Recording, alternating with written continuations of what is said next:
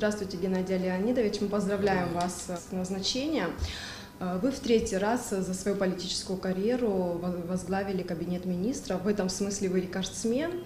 Не жалко было покидать торгово-промышленную палату, которую вы основали и которую много лет возглавляли? Никто не может сказать, что я ее покинул, потому что я буду возвращаться, вероятно, через определенное время. Я же не собираюсь быть всю оставшуюся жизнь премьер-министром. Как вы пришли к этому решению? Очень трудно, очень тяжело, но была необходимость, и я это говорил на представлении, что мы солдаты Родины нашей, Абхазии, и мы должны служить всем ее интересам. Если наш главнокомандующий призывает к тому, что мы должны на том или ином фронте трудиться, мы должны переходить на тот фронт, который нужен. Если исходить из блага «мне хорошо там, я буду сидеть там», тогда у нас очень многие дела не получатся. У вас репутация хорошего и строгого менеджера с обширными деловыми связями за рубежом. Вы вступили в должность в непростое время, когда в оперативном порядке нужно будет решать острые социально-экономические вопросы. Что вы берете в приоритет, с чего вы начнете свою работу? Ну, во-первых, позвольте с вами не согласиться, что такое непростое время. И для Абхазии всегда было непростое время. И на сегодняшний день это нормальная работа, которая возникла из разных политических ситуаций, не только связанная с нашей республикой. И есть определенное давление на Россию. То есть мы связаны со всем миром, и поэтому многие происходящие события влияют и на нас. И, конечно, очень плохо влияют на внутреннюю социально-экономическую составляющую. И я призван не исправлять, я призван работать. А работа предполагает строить планомерно, системно то, что можем мы сделать. Я не говорю о том, что до меня было плохо сделано, я бы сделал и лучше. Я сегодня могу характеризовать, что правительство и до меня работало нормально, хорошо. Но у каждого свои подходы, у каждого свои видения. Вот так как же есть, вы журналист, вы по-своему спрашиваете. Придет другой журналист, он совершенно по-другому будет спрашивать. Также я пришел и буду спрашивать, может быть, по-другому.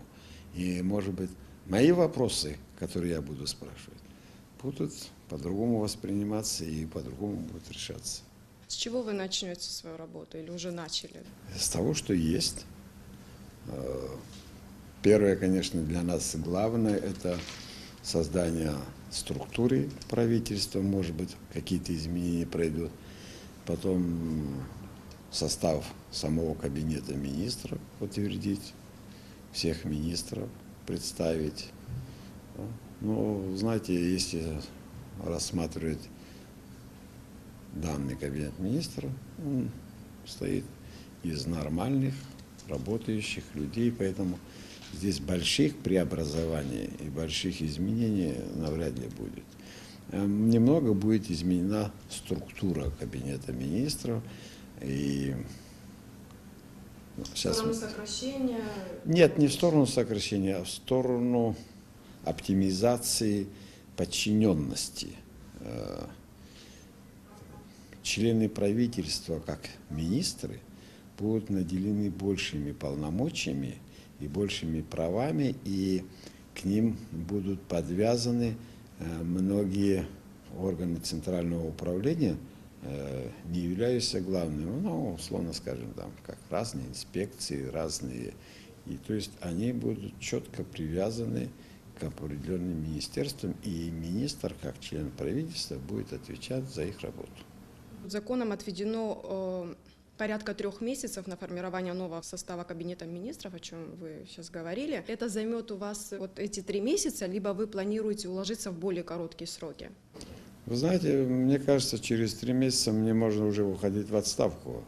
Если я буду 3 месяца заниматься формированием правительства, нам здесь делать нечего. Я думаю, максимально мы должны уложиться в 2 недели. Если вы заметили, назначения уже пошли. Я беседовал около 5 министров. Я хотел понимать, они будут со мной работать, и мое видение, мое отношение ко всему этому. Мы пришли к определенным мнениям, кто из министров уже может претендовать на свою должность законно после указа. Сформулирую вопрос так. В правительстве будут новые лица? Ожидается. Но, я вам сказал, не очень много, но ожидается. Во время ежегодного послания парламенту президент Рауль Хаджима говорил, что в числе проблем, которые сильно тормозят экономическое развитие, это, в частности, неэффективное госуправление, значительная доля теневого сектора в экономике, усугубляет ситуацию иждивенчества, коррупция и бесхозяйственность. Скажите, вот как со всем этим бороться? Давайте зададим себе главный вопрос. А кто это делает? Не мы с вами. Но вы знаете, если вы считаете, что правительство и президент дубинкой будут заставлять убирать коррупцию. Коррупцию кто составляет? Те же наши граждане, те же наши близкие. Это же не с России пришли, не с другой страны. Это те, которые здесь живут и все создают. И если обыкновенный гражданин, который говорит о коррупции, а сам, приходя в какое-то учреждение, сам дает он называет это подарком. То есть он сам морально старается нанести ущерб уже тем, что он... Знаете, человеческая слабость, ею можно пользоваться, а можно и не пользоваться. И те, которые начинают пользоваться человеческой слабостью и предлагают, то есть получается 2 коррупционера. Один дал, второй взял. Но оба они граждане. Но выйдя из помещения, они на второй день обсуждают, какая коррупция в республике. Это же, наверное, неправильно.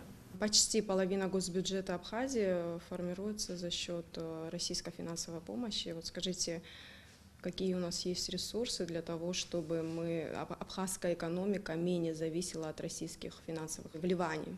Зависит все от нас. От умения распорядиться нашими ресурсами, от умения правильно распределить идущие потоки, от контроля государства над тем, что происходит. Да, вы правы тем, что есть финансовые потоки, которые тяжело контролирует государство. Но эти финансовые потоки, опять же, создают те же предприниматели, которые живут в Абхазии.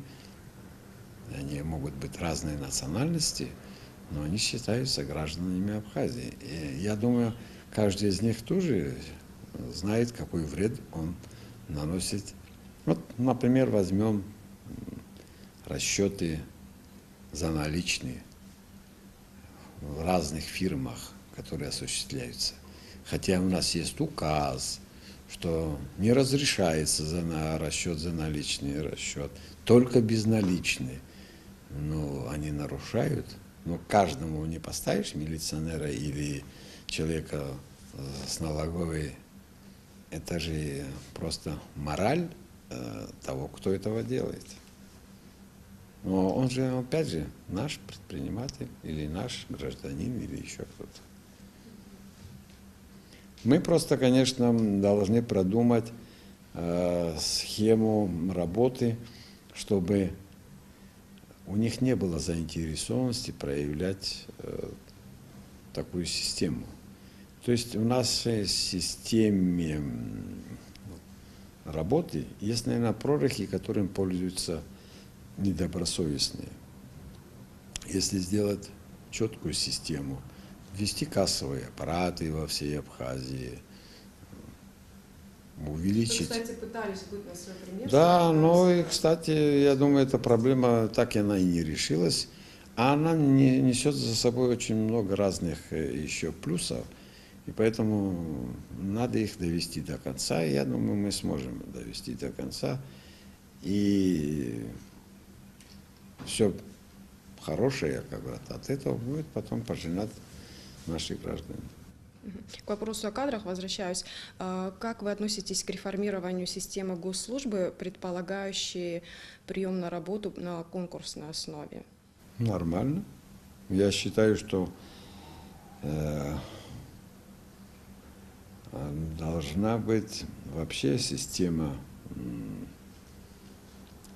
даже не конкурсная, а сегодня многие претендуют на разную работу, не обладая никакими знаниями и никакими потенциальными возможностями. И проявить, и выявить это очень тяжело, когда ты его примешь на работу, и когда он уже становится работником, и предъявлять ему претензии, что ты ничего из себя не представляешь, вступает в другой закон, как это я тут все знаю. Конечно, это будет тяжело. Это будет тяжело для многих понять, что он не соответствует той или иной должности. Вы знаете, проблемы возникают сразу же. Вот мы сегодня все говорим, что негде найти работу, нет возможности устроиться на работу. А когда речь заходит о том, что мы ищем людей, которые могли бы потенциально быть пригодными к той или иной работе, их нету. Я еще, находясь в палате, задумывался над этим вопросом. Мы тоже своего рода это объявляли внутренние конкурсы на приемы на работу. Но Люди не приходили или приходили, вы просто не приходили. принимали? Не приходили. Не одобряли. Вот. Это, знаете, это каждый боялся, что он придет, и на этом конкурсе выявится, что он недостоин этой работы. То есть сразу появлялось уязвленное самолюбие, как это я. И об этом же становится гласностью, что вот он был на конкурсе такой, и его признали, что он непригоден для этой работы. А этого никто не хочет, этого многие боятся. Можно, конечно, подумать о проведении конкурсов в другой или иной форме, но обязательно нужно, чтобы мы могли внутри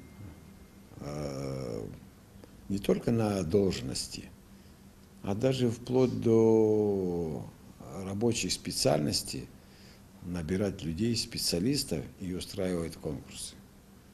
Еще к вопросу о реформировании госслужбы. Должен ли чиновник декларировать свои доходы? Ваше мнение? Я думаю, должен. Вы знаете, у народа возникает много разных вопросов. И эти вопросы связаны с тем, что все декларируют, что он получает зарплату 10-15 тысяч, а ездит на машине, которая стоит 1,5 миллиона.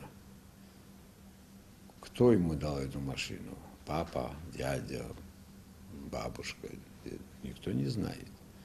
Но этим он демонстрирует всем гражданам, что откуда это взявшееся богатство без определенного адреса, это очень тяжело. Я думаю, что, может быть, даже нам можно и пойти, что многие чиновники, которые даже оставили работу, чтобы они еще декларировали после ухода с той или иной должности еще года 2 или 3 контроль за ихними покупками разными, чтобы тоже осуществлялся. Топливная ассоциация республики, куда входят 40 компаний, работающих на нефтяном рынке в Абхазии, да, обратились в правительство с просьбой поднять цены на ГСМ. Как вы вообще относитесь к этой теме? Что вы думаете по этому поводу? Как раз сегодня был разговор, я этим вопросом еще не занимался. Нужно очень четко изучить, в чем первопричина этого обращения, и очень легко это все определяется. У нас есть определенные условия поставки, между Абхазией и Россией. Мы получаем бензин из России беспошлино. У нас есть своя определенная квота. Есть начальная цена оптовая. То есть можно составить калькуляцию. Пока, знаете, честно говоря, я еще не получил материалов, еще не дошел до этого, но нигде не встречаю этих цифр, в которых четко можно было посчитать. Я большой любитель считать конкретно. А говорить, а вот все говорят, но никто не говорит, что он по оптовой какой цене получает, какие налоги платит, сколько там за таможню платит, сколько это, где-то все, и куда это выходит. Говорить легко. Но мы проверим все. Я не могу сегодня сказать, они правы или они не правы. Это предмет изучения. И мы изучим, вот, я думаю, вот найду я время. Пока ко мне никаких бумаг не приходило. Я просто слышу и читаю в интернете, что вот там такая проблема возникла. Геннадий Леонидович, спасибо, что нашли время Пожалуйста. и дали нам интервью. Спасибо большое.